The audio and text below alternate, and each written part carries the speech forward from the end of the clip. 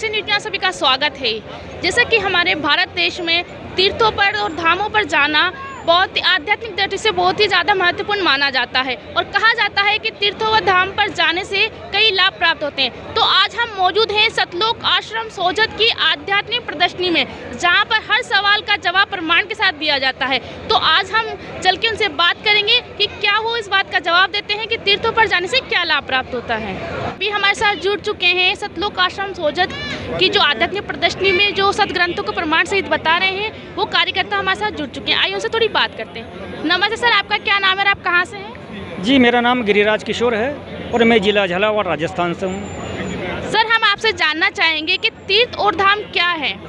देखिए, तीर्थ और धाम वे पवित्र स्थान हैं जहाँ पर किसी महापुरुष का जन्म या फिर किसी साधक या ऋषि ने वहाँ पे तपस्या की है और या फिर किसी देवी देवताओं से जुड़ी हुई घटना वहाँ पे हुई हो, इसको तीर्थ कहते हैं। सर, हम आपसे जानना चाहेंगे वह तीर्थ व धाम पर जाने से क्या लाभ प्राप्त होता है?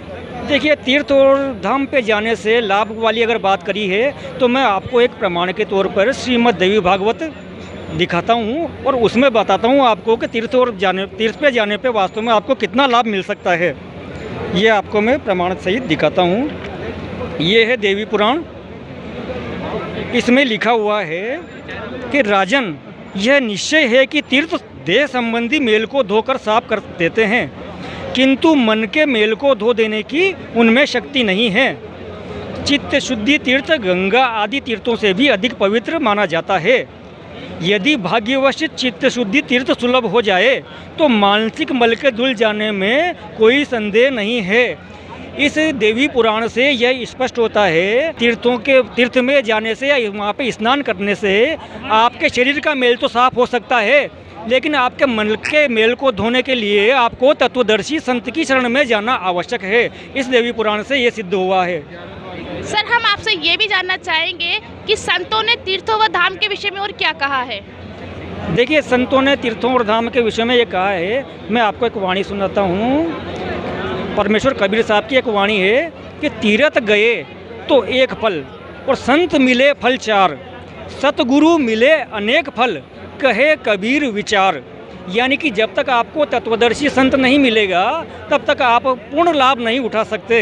संपूर्ण लाभ के लिए आपको तत्वदर्शी संत की शरण में जाना ही होगा। सर, हम आपसे ये भी जानना चाहेंगे वर्तमान समय में फिर तत्वदर्शी संत कौन हैं जिनकी शरण में जाकर मनुष्य जीवन का उद्धार हो सके?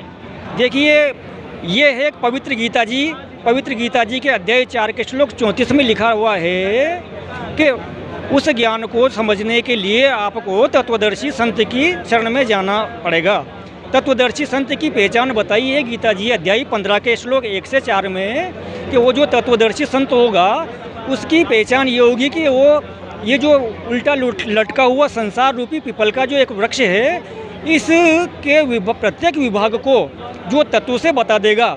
यानी कि वो जो तत्वदर्शी संत होगा वो पूर्ण सर्व सृष्टि रचनहार होगा, सृष्टि रचनहार का जानकार होगा। तो वर्तमान में तत्वदर्शी संत के रूप में तत्वदर्शी संत रामपाल जी महाराज जी आए हुए हैं, जो पवित्र गीता जी के अनुसार, पवित्र वेदों के अनुसार साधना बता रहे हैं और वही एकमात्र वर्तमान में तत्वदर्शी संत हैं। बहुत बहुत धन्यवाद सर हमारे साथ जुड़ने के लिए। सच साहेब जी। तो दोस्तों, हमने जाना कि तीर्थ व धाम क्या है, उन पर जाने से क्या लाभ प्राप्त होगा और क्या नहीं होगा। तो ऐसे ही आध्यात्मिक प्रश्नों से संबंधित जानकारी प्राप्त करने के लिए हमारे चैनल से जुड़े रहिए। धन्यवाद।